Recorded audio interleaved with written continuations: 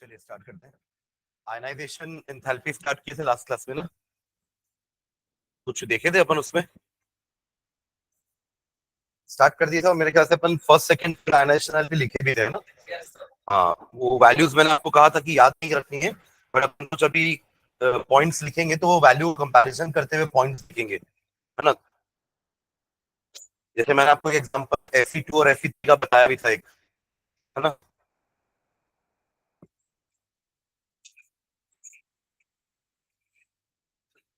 बाकी last class में हमने मेटालिक कैरेक्टर किया था, melting point, boiling point, density, है ना। चलो नेक्स्ट आयनाइजेशन एंथैल्पी में क्या दिखा है, लास्ट वन क्या लिखे थे? Zinc has very high ionization. हाँ ठीक। चलिए नेक्स्ट पॉइंट लिखना।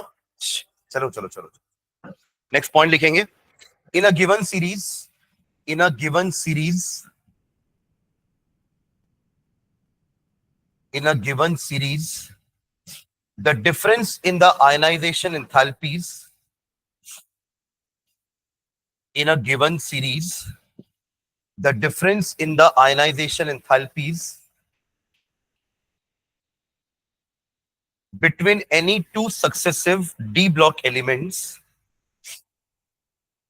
in a given series, the difference in the ionization enthalpies between any two successive d block elements is very much less, is very much less, is very much less than the difference, than the difference in case of, in case of successive S block or P block elements. In case of successive S block और P block elements. क्या मतलब समझे इस point का? Successive S block और P block elements. हम given series की बात कर रहे हैं, आप 3D सीरीज को पकड़ लो, है ना। उन सीरीज में लेफ्ट टू राइट जा रहे हैं तो हम बोलते हैं कि आयनाइजेशन एंथैल्पी इंक्रीज होती है। कहीं भी आप जाओ, लेफ्ट टू राइट जाओ तो आयनाइजेशन एंथैल्पी बढ़ती है। But in a given series, D series में एक एलिमेंट के बाद दूसरे में इंक्रीज हो रही है, बट वो डिफरेंस ज्यादा नहीं है। पर वो अगर अपन एस ब्लॉक के दोनों ग्रुप को देखें या पी के 6 को देखें, वहां पे एक एलिमेंट से दूसरे एलिमेंट में इंक्रीमेंट ज्यादा है, यहां वो इंक्रीमेंट कम है। समझ गया क्या? ये अपन ने पॉइंट लिखा है। इसका रीजन क्या हो सकता है? इस टाइप का इफेक्ट अपन और किसी प्रॉपर्टी में देखे हैं क्या, कि चीजें डिक्रीज हो रही हैं बट उतनी ज्यादा डिक्रीज नहीं हो रही है? इसमें देखे थे ऐसा कुछ एटॉमिक रेडियस में। और हमारा आयनाइजेशन पोटेंशियल एटॉमिक रेडियस पे डिपेंड करता है कि नहीं करता है? ऑब्वियसली अगर एटॉमिक रेडियस बड़ा होगा तो आयनाइजेशन एंथैल्पी कम होगी, और अगर आयनिक रेडियाई या एटॉमिक रेडियाई कम होता जाएगा तो आयनाइजेशन पोटेंशियल बढ़ेगा। तो यहाँ डिक्रीज, एटॉमिक रेडियस में डिक्रीज अगर ज्यादा नहीं दिख रहा है तो आयनाइजेशन पोटेंशियल में भी इंक्रीमेंट ज्यादा नहीं दिखेगा। समझ रहे हैं क्या? तो डिपेंड्स अपॉन साइज। और साइज क्यों नहीं हो रहा था उसका रीजन अपन लिखे हैं, स्क्रीनिंग इफेक्ट। स्क्रीनिंग इफेक्ट के कारण साइज डिक्रीज तो हो रहा है बट उतना डिक्रीमेंट आपको दिख नहीं रहा है। ठीक है, तो इसमें रीजन लिखना, इसमें रीजन लिखना। The addition of d electrons, the addition of d electrons, the addition of d electrons in the n-1 shell, the addition of d electrons in the n-1 shell provides a screening effect, provides a screening effect, provides a screening effect, and thus shields the, and thus shields the, and thus shields the outer s electrons, shields the outer s electrons from inward pull, from inward pull, inward उनको कौन खींच रहा है? Nucleus. और अगर वो नहीं खींच पा रहा तो साइज उतना छोटा नहीं हो पा रहा है, इसलिए उतना इंक्रीमेंट नहीं हो पा रहा है आयनाइजेशन पोटेंशियल में। ठीक है, चलिए नेक्स्ट पॉइंट लिखेंगे।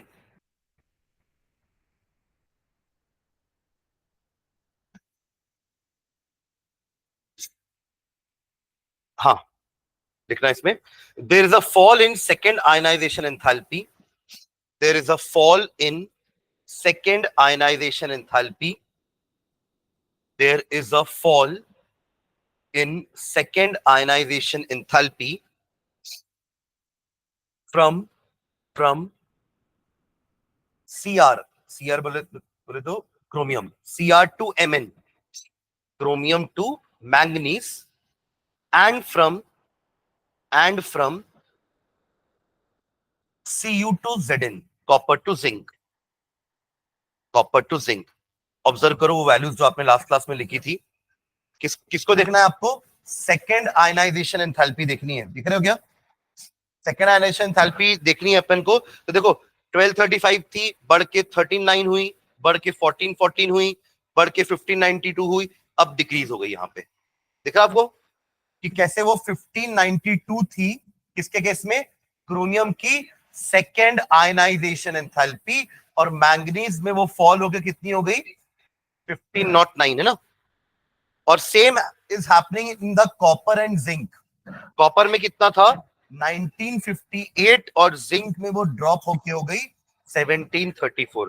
तो ये ड्रॉप क्यों हुआ, ये पूछ रहा है, समझिएगा, वरना वो तो सीधा सीधा इंक्रीमेंट हो रहा था, पर इन दोनों में आकर के एक सडन फॉल हुआ। ठीक है, इसका रीजन लिखेंगे। रीजन समझ सकते हैं आप, कंफिग्रेशन लिख करके देखो। हाँ,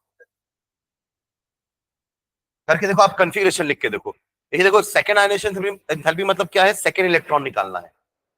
हो सकता है सेकेंड इलेक्ट्रॉन आप एक ज्यादा स्टेबल कॉन्फ़िगरेशन से निकाल रहे होगे, इसलिए ये ज्यादा होगी वैल्यू, और यहाँ पे कम हो रही होगी वैल्यू। करके देखो एक बार कॉन्फ़िगरेशन कहीं पे रफ में ही, Cr+1 एंड Mn+1 कॉन्फ़िगरेशन क्या क्या देखो तो।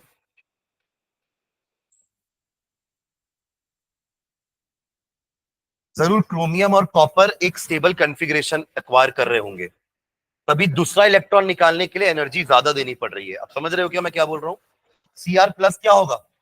3d5, कहां से 10, और Mn 3d5 4s1। समझ रहे हैं क्या? तो इसका जो दूसरा इलेक्ट्रॉन निकालना है वो 4s1 से निकालना है, बट इसका जो दूसरा इलेक्ट्रॉन निकालना है वो 3d5 से निकालना है, जो कि स्टेबल कॉन्फ़िगरेशन पे है। सेम वहां भी हो रहा होगा, समझ रहे हैं क्या? इसलिए इसकी वैल्यू ज्यादा है, यहाँ पे वैल्यू कम हो रही है। ठीक है, चलिए लिखने के इसका रीजन लिखना। This is because after the removal of first electron, this is because after the removal of first electron.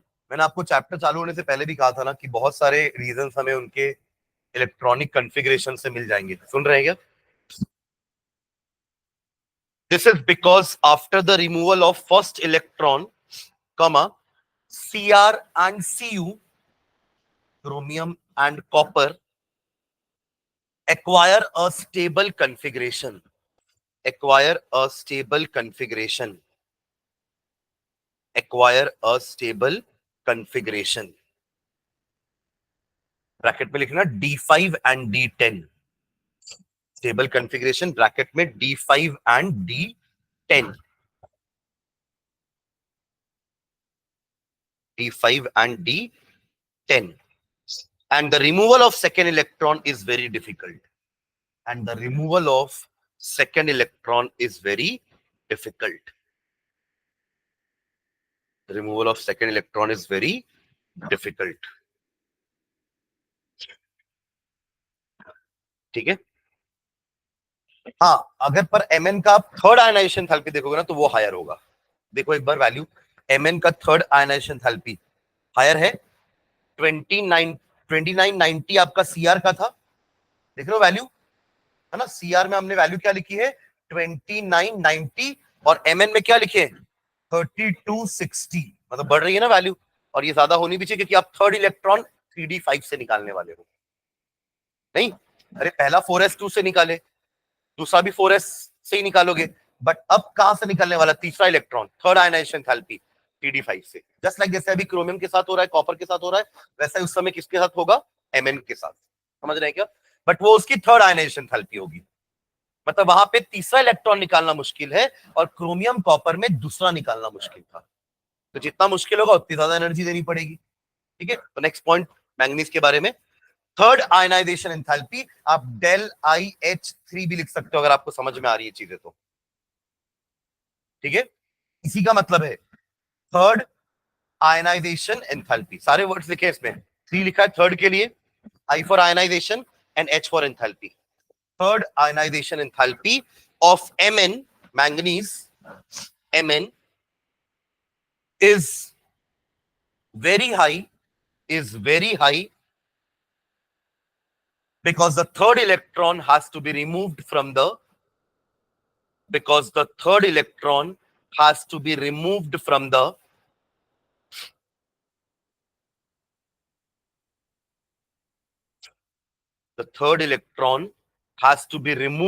the stable half-filled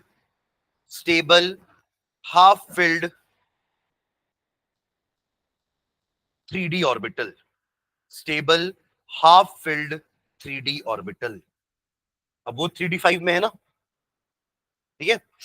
अब थर्ड आयनाइजेशन एंथैल्पी में देखो तो कुछ और अब्रप्ट दिख रहा है क्या आपको, और पहले तो आ जाओ, थोड़ा सीधा लास्ट पहुंच गए। Mn के बाद आयरन नहीं दिख रहा है, डिप हो गया।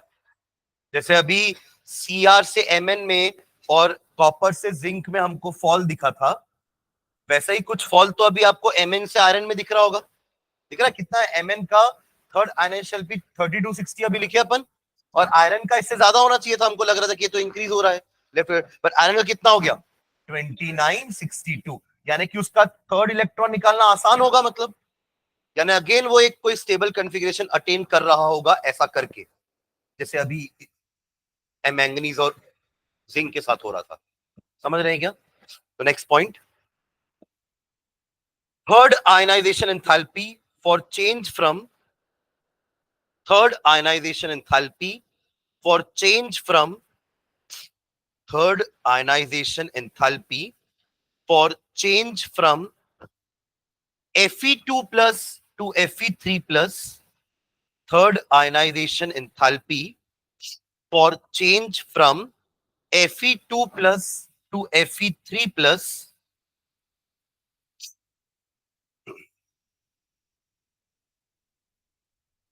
from Fe2 plus to Fe3 plus is very small,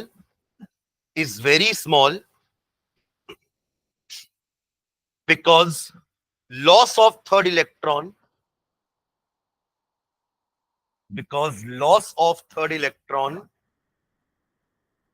gives the stable configuration of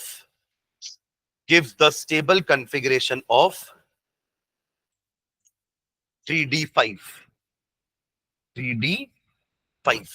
gives the stable configuration of 3d5। Iron का कॉन्फ़िगरेशन क्या होता है 3d6 4s2, तो दो तो 4s से जा रहे हैं और तीसरा 3d6 से जाएगा, और वो बहुत जल्दी निकल जाएगा क्योंकि उसको पता है कि वो छोड़ने के बाद वो बहुत स्टेबल होने वाला है। ठीक है, यही रीजन। ठीक है, therefore full stop, therefore IE3 मतलब वही हुआ ना third ionization enthalpy, IE3 for Fe is less than IE3 for what? Mn, for Mn। उन्हीं को तो कंपेयर किया ना कि Mn का 3260 से उसका 2962 हो गया।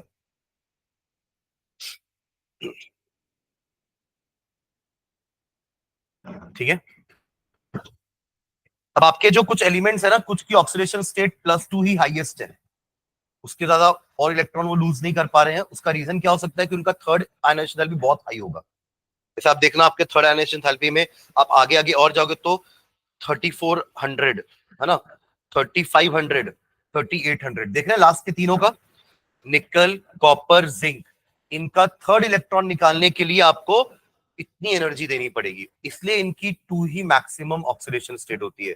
कॉपर 1+, कॉपर 2+ होता है मैक्सिमम, जिंक भी 2+ है, और आपका निकल भी 2+ है बस।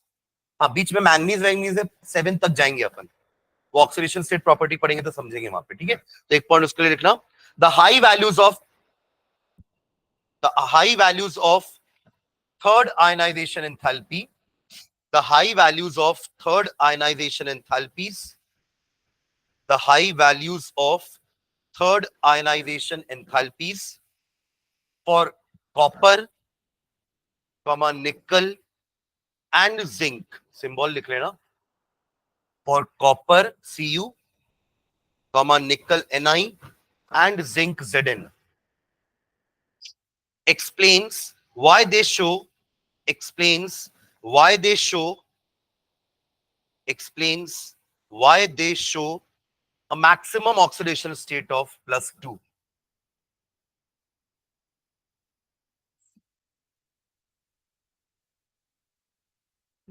That is, they show a maximum oxidation state of +2.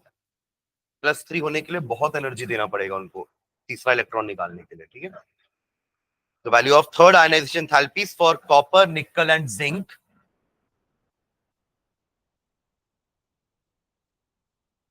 explains why they show a maximum oxidation state of +2, ठीक है। चलिए लास्ट पॉइंट लिखेंगे आयनाइजेशन एंथैल्पी में। The first ionization enthalpies of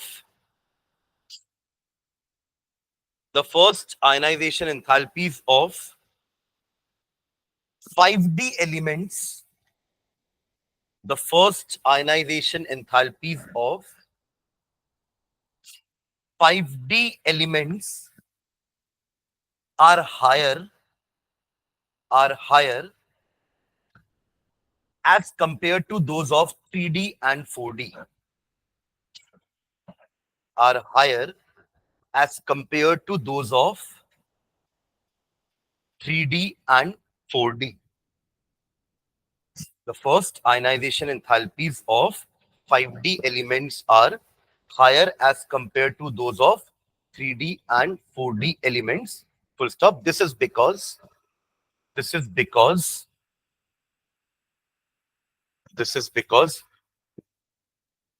अब समझना, अगर हम बोल रहे हैं कि इनकी आयनाइजेशन एंथैल्पी हायर है, इसका मतलब इनका साइज छोटा हो रहा होगा। छोटा होने का कारण क्या हो सकता है? न्यूक्लियर चार्ज का आखिरी शेल पे इफेक्ट ज्यादा हो रहा होगा, करेक्ट। ये इफेक्ट 3D में क्यों नहीं दिख रहा था, 4D में क्यों नहीं दिख रहा था? क्योंकि 3D में 4s 3D को शील्ड कर रहा था, और नीचे वाले में 4D 5s को शील्ड कर रहा था। समझ रहे हैं आप लोग? 3D 4s को शील्ड करके दूर कर रहा था न्यूक्लियस से, ताकि साइज बड़ा रहे, आयनाइजेशन एंथैल्पी कम रहे। सेम नीचे 4D 5s को शील्ड कर रहा था ताकि साइज बड़ा रहे, आयनाइजेशन एंथैल्पी कम रहे। पर ये काम नीचे 5D के साथ नहीं हो पा रहा है, या 6D के साथ नहीं हो पा रहा। उसका कारण क्या है? अब इनके पहले है 4s, इनको 4s इनको शील्ड नहीं कर पा रहा है। मतलब देखो, अब 3 शेल बीच में आ गए ना। पहले क्या था? 3D के जस्ट बाद 4s था, 4D के बाद जस्ट 5s था, तो वो जस्ट शील्ड कर पा रहे थे। बट अब ये समझिए कि 6s यहां है, समझना इस चीज को ना। 6s यहां है, बीच में 5D भी है, यहां है 4f, है ना। आप जब D ब्लॉक में नीचे हो तो 4f भी तो भरा रहा है ना, तो 4f 6s से काफी दूर है, तो उसको शील्ड नहीं कर पा रहा है। हाँ, D में कुछ भरा था तो हम D वाले को बोलते कि हाँ D इसको शील्ड कर सकता है, बट 4f का शील्डिंग पुअर होता है, और उसकी गलती नहीं है ना, वो तो अंदर की तरफ है। क्योंकि देखो, D n-1 का भराता है, पर F तो n-2 का भराता है ना। तो 6 और 4 में तो डिफरेंस आ गया ना, दूर हो गए थोड़े। तो भले यहाँ पे इलेक्ट्रॉन्स भरे जा रहे हैं, बट ये इलेक्ट्रॉन्स इन इलेक्ट्रॉन्स को रिपेल नहीं कर पा रहे हैं, क्योंकि दूरी ज्यादा हो गई है। तो हमेशा याद रखना कि D की शील्डिंग अच्छी होती है, क्योंकि D के जस्ट बगल में S है, आउटर D, है ना, outer S, n-1D outer S। But F की शील्डिंग पुअर होती है, क्योंकि वो और अंदर हो गया, तो वो आउटर शेल को शील्ड नहीं कर पाएगा। उसकी गलती नहीं है, कि मजबूरी है ना, वो अंदर है, वरना वो तो चाहेगा कि मैं न्यूक्लियस से इसको बचा लूं, है ना। सब तो भाई लोग है ना आपस में, तो इलेक्ट्रॉन्स को बचाना चाहेगा न्यूक्लियस के इफेक्ट से, बट बहुत दूर हो गया ये भाई इससे, तो नहीं रिपेल कर पा रहा है, ठीक है ना। तो इसलिए 5D एलिमेंट्स की first ionization enthalpy comparatively higher होती है, क्योंकि साइज छोटा हो गया, क्योंकि इसने उसको बचा नहीं पाया, किससे, न्यूक्लियस से, ठीक है। तो लिखेंगे this is because the weak shielding of nucleus, the weak shielding of nucleus by 4f electrons, by 4f electrons, weak shielding of nucleus by 4f electrons in 5D elements, by 4f electrons in 5D elements, resulting in greater effective nuclear charge, resulting in greater, nuclear charge बढ़ जाएगा ना उनके लिए, और उनके लिए nuclear charge बड़ा मतलब वो खींच लेगा, उनको खींच लेगा तो पास आ जाएंगे, पास आ जाएंगे तो साइज छोटा हो जाएगा, साइज छोटा हो जाएगा तो आयनाइजेशन एंथैल्पी बढ़ जाएगी, ठीक है। हाँ, this is because the weak shielding of nucleus by 4f electrons in 5D elements, resulting in greater effective nuclear charge acting on outer valence electrons. Nuclear charge acting on outer valence electrons. Outer valence electrons. ठीक है, तो ये हमारी कौन से number की property थी?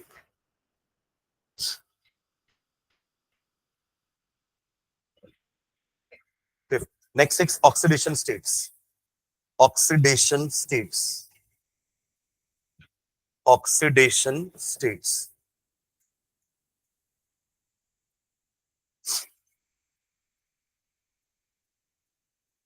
इसमें लिखेंगे all transition elements, all transition elements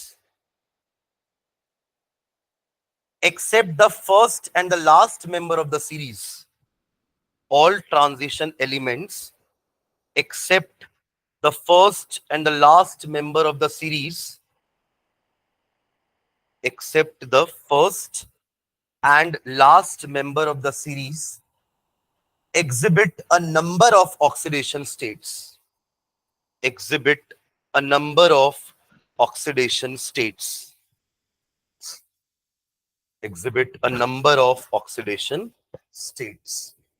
यानी कि फर्स्ट सीरीज में स्कैंडियम और जिंक का सिर्फ एक ही ऑक्सीडेशन स्टेट होता है, स्कैंडियम का +3, क्योंकि +3 होने के बाद वो नोबल गैस का कॉन्फ़िगरेशन ले लिया ना, 21 है, 3 लूज किया तो आर्गन बन गया ना, तो आर्गन जैसा कॉन्फ़िगरेशन बन गया, तो उसके बाद फिर और वो लूज करके ऑक्सीडेशन स्टेट उसकी नहीं बढ़ेगी, तो स्कैंडियम का सिर्फ +3 होगा, ठीक है। सेम गोज विद जिंक जिसका +2 होगा। तो आखिरी और पहले एलिमेंट का सिंगल सिंगल ऑक्सीडेशन स्टेट्स है, पर जब बीच के एलिमेंट्स की बात करेंगे तो उनके नंबर ऑफ ऑक्सीडेशन स्टेट्स है। उसमें जब आप मिडिल ऑफ द सीरीज में आ जाओगे, जिनके पास बहुत सारे अनपेड इलेक्ट्रॉन्स हैं, तो उनमें तो सबसे highest number of oxidation states होंगी, जैसे मैंगनीज हो गया है ना, तो वो +2 भी शो करेगा, +3 +4 +5 +6 +7 सब शो करेगा। और स्कैंडियम क्या शो कर रहा है, बस उसके ग्रुप वाला स्टेट। आपको पता ना एल्कली मेटल ग्रुप 1 में है तो उनका ऑक्सीडेशन स्टेट +1 होता है, एल्कलाइन अर्थ मेटल ग्रुप 2 में है तो उनका ऑक्सीडेशन स्टेट +2 होता है। हालाइड्स हमारे 17 में है, यानी कि आखिरी शेल में 7 इलेक्ट्रॉन्स हैं, तो उनका 1 होता है, मतलब -1 उनका मेन ऑक्सीडेशन स्टेट, राइट। तो ऐसे ही स्कैंडियम का भी कौन सा थर्ड ग्रुप है स्कैंडियम का, तो +3 उसका मेन है, तो +3 तो सबका होगा क्योंकि सारे ग्रुप थर्ड में ही है, उस ग्रुप की बात कर रहा हूं मैं अगर, ठीक है। पर जैसे जैसे अपन आगे बढ़ रहे हैं ना, तो नंबर ऑफ ऑक्सीडेशन स्टेट्स बढ़ती जा रही है, ठीक है। चलो उसका रीजन लिखेंगे, इस पॉइंट का रीजन नीचे लिखना। The transition elements have their valence electrons. The transition elements have their valence electrons. The transition elements have their valence electrons in two different sets of orbitals. In two different sets of orbitals. In two different sets of orbitals. That is n-1 d and ns. n-1 d and ns. मतलब इसके valence electron अपन add करने के लिए दोनों को add करते हैं। हम 11th में पढ़ते थे ना कि ग्रुप नंबर कैसे निकालते हैं। तो स्कैंडियम का अगर ग्रुप नंबर निकालना है मुझे, तो आप कैसे निकालते थे? स्कैंडियम का आखिरी शेल कॉन्फ़िगरेशन क्या है? आप लिख रहे हो 4s2 एंड 3d1, है ना? तो 2+1 के तब इसका ग्रुप नंबर बनाया 3, 2+1। तो इसके वैलेंस इलेक्ट्रॉन में अपन दोनों को काउंट करते हैं, ना कि सिर्फ 4s के इलेक्ट्रॉन्स को। तो इसके वैलेंस इलेक्ट्रॉन दो पार्ट में बटे हुए हैं, एक 3d में और दूसरा 4s में। ठीक है, चलिए full stop. Since there is a very little difference, since there is a very little difference, since there is a very little difference in the energies of these orbitals, in the energies of these orbitals, in the energies of these orbitals, comma, both energy levels can be used, both energy levels can be used for bond formation, for bond formation, for bond formation। वरना हम तो ये तो यही पढ़ते आए ना कि वैलेंस इलेक्ट्रॉन्स ही बॉन्डिंग में पार्ट लेता है, राइट? तभी अपन लुईस स्ट्रक्चर में भी सिर्फ वैलेंस इलेक्ट्रॉन ही बनाते हैं, लुईस स्ट्रक्चर बनाते थे ना अपन। तो किसी भी कंपाउंड का आपको अगर लुईस स्ट्रक्चर बनाना है तो हम क्या करते थे? उन कंपाउंड्स में जितने भी एलिमेंट्स हैं उनके सबके वैलेंस इलेक्ट्रॉन को ऐड कर देते थे। याद है आपको? 11th में पढ़ते थे हम लुईस स्ट्रक्चर बनाना, कि आप जितने भी एटम्स इन्वॉल्व हैं उनके वैलेंस इलेक्ट्रॉन को ऐड कर देते थे, फिर जितने भी इलेक्ट्रॉन्स आते थे उनको डिवाइड बाय 2 करके पेयर्स में कन्वर्ट कर देते थे कि इतने 12 पेयर हो गए। अब 12 पेयर को बैठ के सजाते थे सच अ वे दैट सबको 8-8 इलेक्ट्रॉन्स मिल जाए, ऐसी बनाते थे लूज स्ट्रक्चर। तो वहां हमारा क्राइटेरिया होता था कि बैलेंस इलेक्ट्रॉन्स को लेना, राइट? बट यहाँ पे क्या हो रहा है? डी ऑर्बिटल एलिमेंट्स में 3d एंड 4s, यानी कि n-1d एंड ns का एनर्जी में ज्यादा डिफरेंस नहीं है, तो दोनों ही ऑर्बिटल्स के इलेक्ट्रॉन्स बॉन्डिंग में पार्ट लेते हैं। तो ऐसा नहीं कि सिर्फ 4s के 2 इलेक्ट्रॉन निकल गए तो +2 स्टेट बस, नहीं। 3d में से भी इलेक्ट्रॉन निकल सकता है तो +3 भी हो सकता है, एक और इलेक्ट्रॉन निकल गया तो +4 भी हो सकता है, एक और निकल गया तो +5 भी हो सकता है, +6 भी हो सकता है, +7 भी हो सकता है। ठीक है, ओके। तो वही लिखे अपन कि since there is a little difference in the energies of n-1d and 4s, so both the shells take part in, both the electrons of the shell take part in the bond formation। ठीक है, full stop.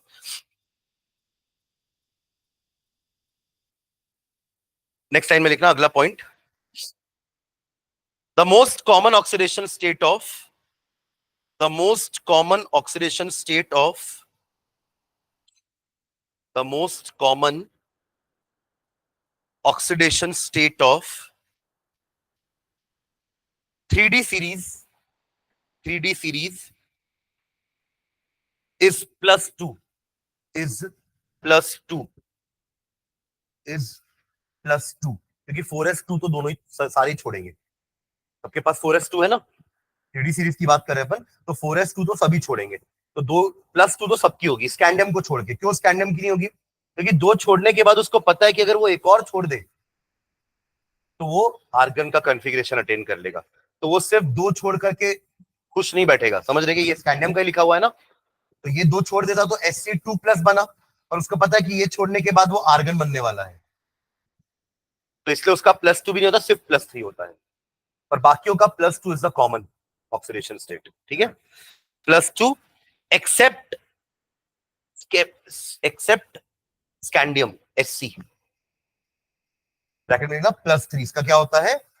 +3, full stop. +2 state is due to the loss of, +2 state क्यों हो रही है? Due to the loss of 4s2 electrons, है ना? 4s2 electrons को छोड़ करके वो +2 तो सभी अटेन कर रहे हैं। +2 state it is due to the loss of 2 ns2 electrons। 4s2 भी लिख सकते हो, पर ये जनरल लिख दिया मैंने, 2 ns2 electrons।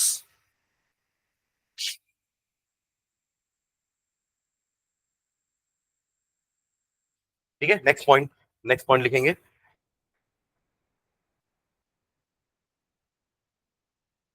the elements which show the greatest number of oxidation states, the elements which show the greatest number of oxidation states the elements which show the greatest number of oxidation states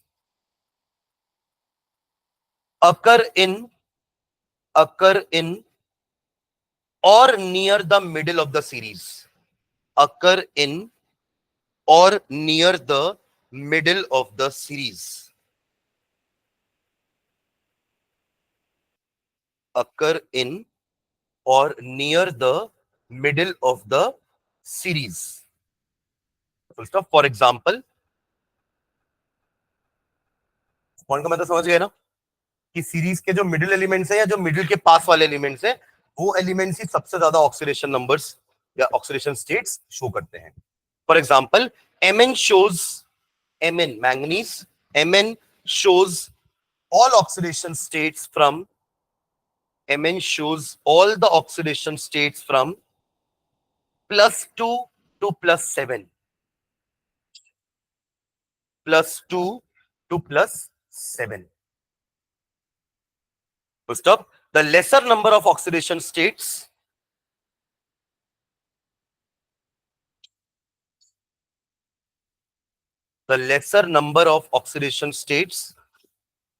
on the extreme ends, extreme end वालों के कम है ना, on the extreme ends, the lesser number of oxidation states on the extreme ends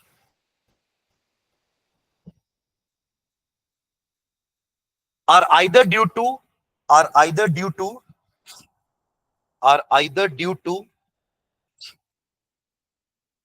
very few electrons to lose or share, are either due to very few electrons to lose or share. जैसे कि scandium titanium, उनके पास तो electrons है नहीं ना ज्यादा loose करने के लिए, तो कैसे +3 के बाद +4 +5 करेंगे. तो ब्रैकेट में लिख लो Hc and Ti. Hc and Ti, scandium and titanium. Titanium भी +2 +3 +4 मैक्सिमम, इससे ज्यादा नहीं. हाँ, स्कैंडियम और टू मेनी डी इलेक्ट्रॉन्स और too many TOO, too many d electrons so that fewer orbitals are available, or too many d electrons so that fewer orbitals. अब orbitals ही कम है इनके पास शेयरिंग करने के लिए, क्योंकि वो बढ़ते जा रही है ना, पेयरिंग होती जा रही है, तो अब वो शेयर कैसे करेंगे? क्योंकि शेयर तो तभी करेंगे ना जब ऑर्बिटल्स हाफ फिल्ड होंगी. जैसे मैंगनीज के पास है पांचों के पांचों हाफ फिल्ड, तो वो 5 बॉन्ड बना करके मतलब 5 + 5 + 6 + 7 तक जा सकता है ना. क्या लिखे? Too many d electrons so that fewer orbitals are available to share electrons with others. To share electrons with others. इसके एग्जांपल में ब्रैकेट में लिखना कॉपर एंड जिंक. इनके पास इलेक्ट्रॉन तो बहुत सारे हैं बट खाली जगह नहीं है.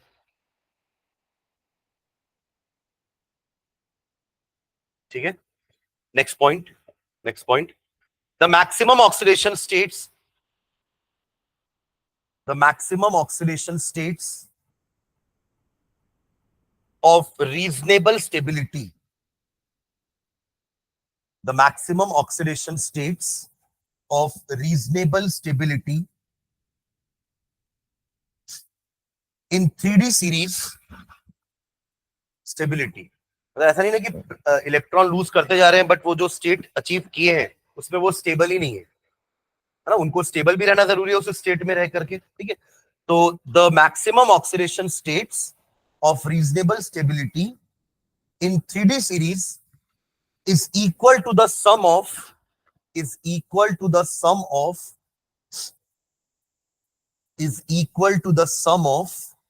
S and D electrons.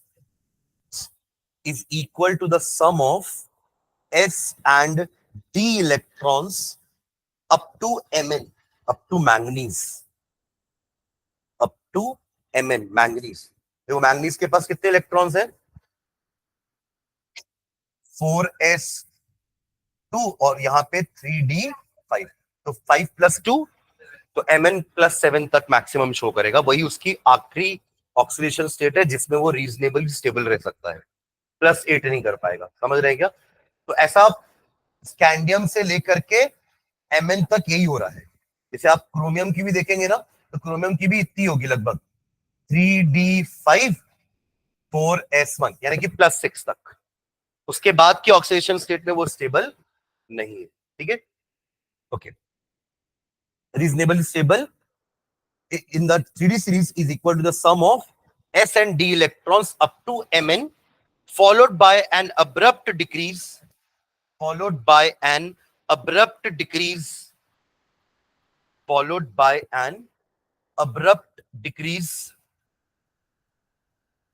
abrupt मतलब sudden decrease, abrupt, abrupt decrease in the stability of higher oxidation states, abrupt decrease in the stability of higher oxidation states.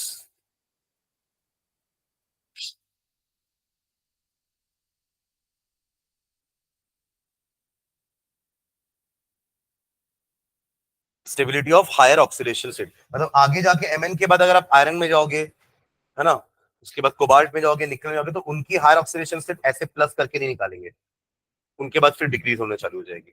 उसका कारण भी है कि डी इलेक्ट्रॉन्स फिल होते जा रहे हैं, पेयरिंग होती जा रही है, तो उनकी स्टेबिलिटी हायर ऑक्सीडेशन स्टेट्स के लिए कम होती जाएगी, यानी कि Fe+6 तक नहीं जा पाएगा।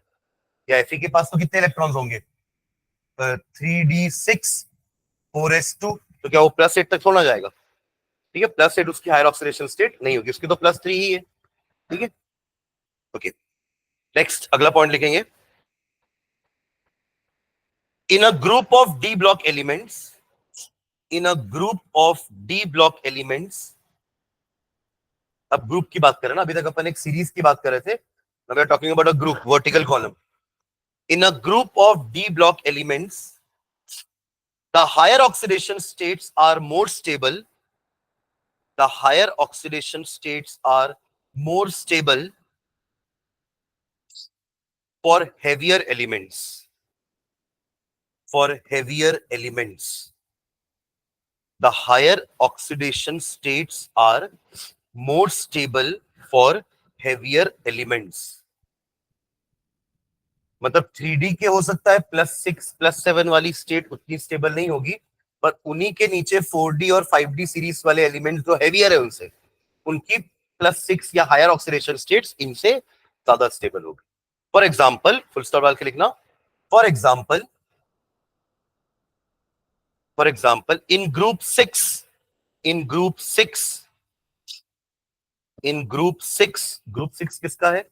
3D में कौन है ग्रुप 6 में? 3 में स्कैंडियम है, फिर टाइटेनियम है, फिर वेनेडियम है, क्रोमियम है। तो अपन क्रोमियम के ग्रुप की बात कर रहे हैं ना, तो इन ग्रुप 6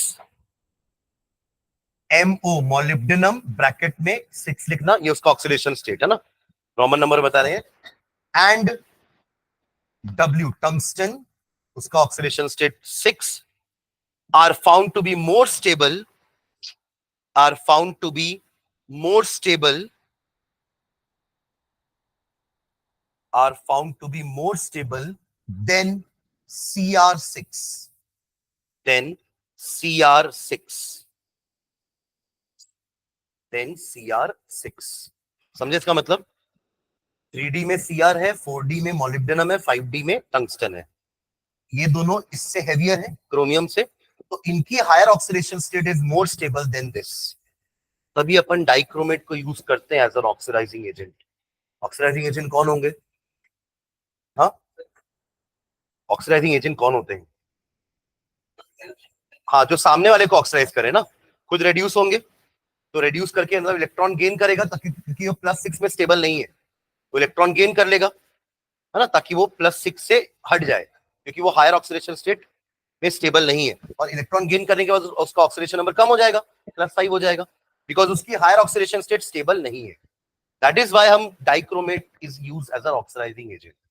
पढ़े ना अपन, कई बार पढ़े डाइक्रोमेट, और आगे भी पढ़ेंगे, अभी अपन वापस आएंगे ऑर्गेनिक में, तो वहां पे potassium dichromate K2Cr2O7 and potassium permanganate, this two are very common oxidizing agents जो हम बहुत बार यूज करने वाले हैं। ठीक है, हाँ, तो लिखना इसमें For this reason, for this reason, for this reason,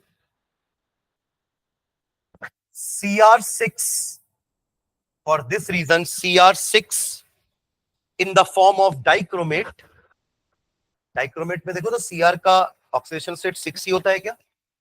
dichromate बोले तो क्या है? Cr2O7 2 नेगेटिव, तभी तो आया ना फॉर्मूला K2Cr2O7।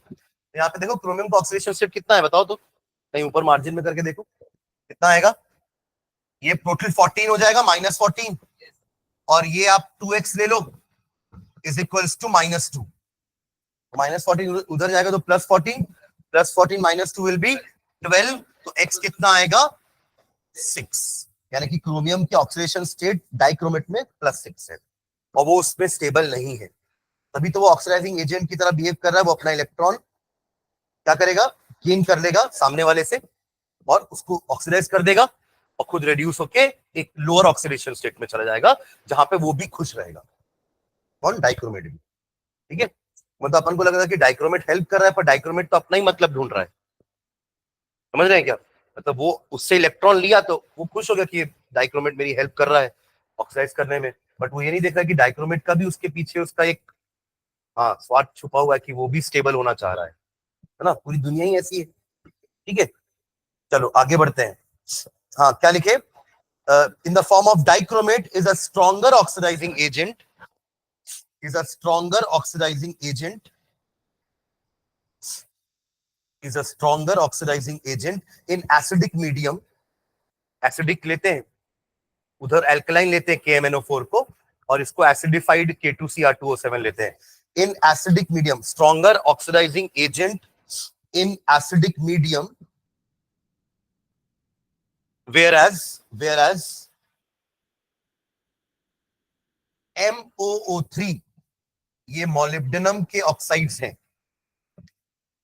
और टंगस्टन का भी ऑक्साइड, दोनों में उनकी भी ऑक्सीडेशन स्टेट +6 ही है, तो MOO3 and WO3 are not, मतलब ये अच्छे ऑक्सीडाइजिंग एजेंट नहीं है, क्योंकि ये तो +6 में स्टेबल है ना, तो ये क्यों इलेक्ट्रॉन किसी से गेन करके +5 में जाएंगे?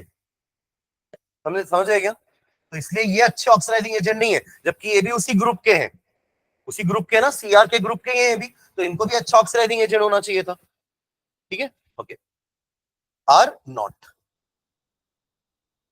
Next point, the oxidation state of a metal in a solvent, the oxidation state of a metal in a solvent, समझना क्या लिख रहे हो ना? एक मेटल का ऑक्सीडेशन स्टेट किसी सॉल्वेंट पे है ना, oxidation state of a metal in a solvent depends on the nature of the solvent. The oxidation state of a metal depends on the nature of the solvent, कि solvent कैसा है। The oxidation state of a metal in a solvent depends on the nature of the solvent. Full stop. The metal in a particular oxidation state, the metal in a particular oxidation state, the metal in a particular oxidation state, the metal in a particular oxidation state may undergo oxidation or reduction, may undergo oxidation or reduction। जैसे भी हमने देखा ना, Cr+6 में reduce हो गया, खुद oxidising agent है और खुद रेड्यूस भी तो हुआ ना, तो वो एक पर्टिकुलर कंडीशन पे, एक पर्टिकुलर ऑक्सीडेशन स्टेट में क्या हो गया, वो भी उसके लिए मीडियम क्या था? एसिडिक। एसिडिक मीडियम में एक सॉल्वेंट, उसके लिए तो सॉल्वेंट ही एसिडिक, उस स्टेट में, उस कंडीशन में वो क्या हो गया? रेड्यूस हो गया। ऐसे ही हमारे मेटल आयंस ऑक्सीडाइज या रेड्यूस होते हैं इन अ पर्टिकुलर सॉल्वेंट, है ना, तो अंडरगो ऑक्सीडेशन और reduction in the solvent under appropriate conditions, under appropriate conditions, under appropriate conditions. इसका एग्जांपल लिखते हैं, है ना। For example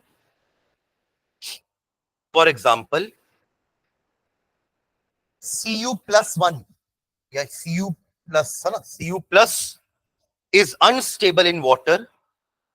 Cu plus is unstable in water as it may undergo oxidation. As it may undergo oxidation, और oxidise होकर क्या बन जाएगा ये Cu2 प्लस, वो स्टेबल होता है पानी में. तो Cu1 plus is unstable in water as it may undergo oxidation, whereas Cu2 plus is stable in water. Whereas Cu2 plus is stable in water. तो आपने देखा होगा हमारे जितने भी कॉपर के सॉल्ट होते हैं वो सब +2 स्टेट में होते हैं, क्योंकि एक्वस सॉल्ट है वो सारे. जैसे कॉपर सल्फेट जिसको अपन ब्लू विट्रियोल बोलते हैं, that is in +2 state, not in +1 state, है ना. अपन ऐसा नहीं लिखते कभी भी Cu2SO4, ये भी होता है पर ये +1 वाला है. बट ये एक्वस नहीं बन पाएगा, क्योंकि एक्वस बनेगा तो क्या होगा, चलो बना भी दिया आपने, तो जितना भी Cu+1 है वो सब ऑक्सीडाइज होके क्या हो जाएगा, Cu2+ बनने की कोशिश करेंगे. समझ रहे हैं क्या? ओके. तो Cu2 plus is stable in water. एक और एग्जांपल लिखते हैं. Similarly, Fe2 plus is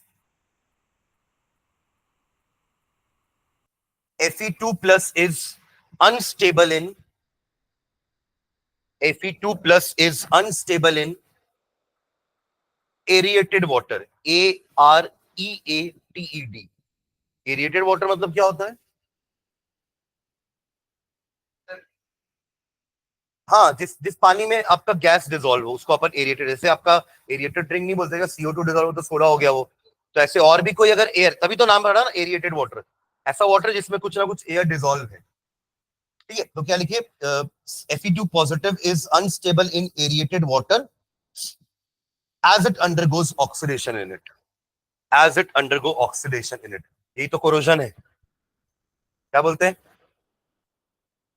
है ना, फेरिक ऑक्साइड बन जाता है ना, Fe2O3.XH2O, रस्ट का यही फॉर्मूला है. तो Fe2 प्लस एरिएटेड वाटर मतलब हो गया ना वाटर एंड एयर, इसी के प्रेजेंस में तो रस्टिंग होती है ना. तो Fe2 प्लस Fe3 प्लस में कन्वर्ट हो जाएगा, क्योंकि वो उस स्टेट में पानी के साथ स्टेबल रहता है.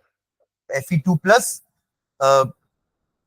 is unstable in aerated water as it undergoes oxidation rate, और +3 बन के रस्ट हो जाएगा. ठीक है, next point.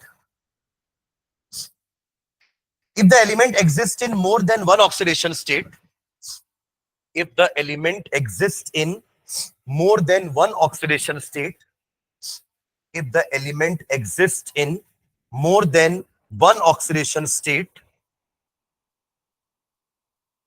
comma, their relative stabilities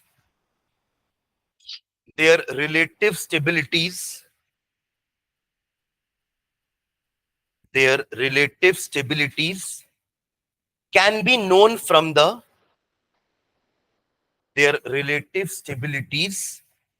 कि मतलब वो उस ऑक्सीडेशन स्टेट में कब तक रह सकती है, स्टेबिलिटी है कि नहीं, स्टेबल है कि नहीं. देयर रिलेटिव स्टेबिलिटीज, या आपस में कंपैरिजन कि Cu1 प्लस और Cu2 प्लस में कौन ज्यादा स्टेबल स्टेट है. तो there relative stabilities can be known from the standard electrode potential value E0. ये था ना E0, standard electrode potential value, bracket में E0 लिख लेना. एग्जाम्पल के लिए कॉपर को ही लिखते हैं. For example, in case of copper देखो मैं दोनों के लिए वैल्यू लिख रहा हूं E0 की. Cu प्लस से Cu आना और Cu2 प्लस से Cu आना, दोनों तो रिडक्शन है ना, और हमारी वैल्यूज तो रिडक्शन पोटेंशियल ही होती है सारी. तो Cu+1 ने एक इलेक्ट्रॉन गेन करके Cu बना, तो इसका रिडक्शन पोटेंशियल होता है 0.52 volt, and Cu2 plus 2 electron gain करेगा टू बिकम Cu, और इसके लिए इसकी रिडक्शन पोटेंशियल वैल्यू होती है 0.34. ये तो अपन पढ़े ना 0.34 वाला, ये तो याद भी हो गया था ना उस समय पढ़ते पढ़ते में.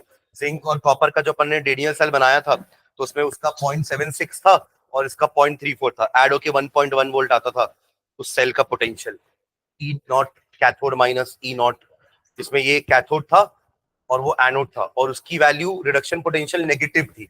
तो 0.34 माइनस 0.76 बिकम्स प्लस 1.1 वोल्ट.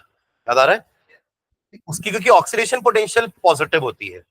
तो रिडक्शन पोटेंशियल नेगेटिव हो जाएगी, क्योंकि हमारी टेबल में तो रिडक्शन पोटेंशियल ही लिखी हुई है ताकि यूनिफॉर्मिटी बनी रहे। ठीक है, हाँ तो ये दोनों को लिखो। तो अपन ने क्या पढ़ा है कि जिसका रिडक्शन पोटेंशियल ज्यादा है वो जल्दी रेड्यूस हो जाएगा, समझ रहे हैं? तो कौन सा ज्यादा स्टेबल होना चाहिए आपके हिसाब से? कौन जल्दी रेड्यूस हो जाएगा? ऊपर वाला, उसका रिडक्शन पोटेंशियल ज्यादा है। जिसका रिडक्शन पोटेंशियल ज्यादा वो जल्दी रेड्यूस हो जाएगा, यानी कि वो इस स्टेट में जल्दी ज्यादा स्टेबल नहीं रहेगा। तो इन दोनों कंपैरिजन करना होगा तो Cu2+ is more stable then Cu1+। ठीक है, लिख लो वैल्यूज दोनों की, फिर नीचे लिख लेते हैं। लिखिए रिएक्शन, तो लिखना नीचे Cu+1 is reduced more easily। ये क्वेश्चन आया है कई बार ना कि दोनों ऑक्सीडेशन स्टेट में कौन से ऑक्सीडेशन स्टेट ज्यादा स्टेबल है, तो आप यही रीजन देंगे। तो स्टैंडर्ड इलेक्ट्रोड पोटेंशियल की वैल्यू देखकर हम डिसाइड करेंगे कि जिसकी रिडक्शन पोटेंशियल ज्यादा वो जल्दी रेड्यूस हो जाएगा, यानी कि वो उस स्टेट में स्टेबल नहीं रह पाएगा। ठीक है, हाँ तो Cu+1 is reduced more easily and hence is less stable than Cu2+, and hence is less stable than Cu2+।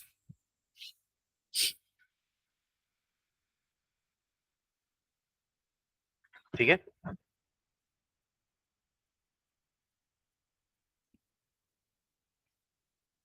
thus Cu2+ is reduced more easily and hence is less stable than Cu2+।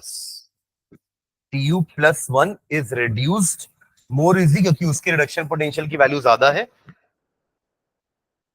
and hence is less stable than Cu2+। ठीक है, एक point और लिखना, oxidation state of transition metal depends on the oxidation state of a transition metal depends on the nature of combining atoms। Oxidation state of a transition metal depends on the nature of combining atoms। Combining atoms मतलब सामने वाला atom कैसा है उसके हिसाब से उनका oxidation number decide होगा। First up, the compounds of metal with fluorine and oxygen, the compounds of metals with fluorine and oxygen, ये आपके दो मोस्ट इलेक्ट्रोनेगेटिव एलिमेंट्स हैं, समझ रहे हैं क्या? तो इनके साथ मेटल सबसे ज्यादा इलेक्ट्रोपॉजिटिव रहेगा, मतलब अपनी सबसे ज्यादा हाईएस्ट ऑक्सीडेशन स्टेट्स शो करेगा, है ना? तो compounds of metal with fluorine and oxygen, fluorine आपका फर्स्ट पोजीशन पे है इलेक्ट्रोनेगेटिविटी में और ऑक्सीजन सेकंड नंबर पे है ना? The compounds of metal with fluorine and oxygen exhibit the highest oxidation states, exhibit the highest oxidation states,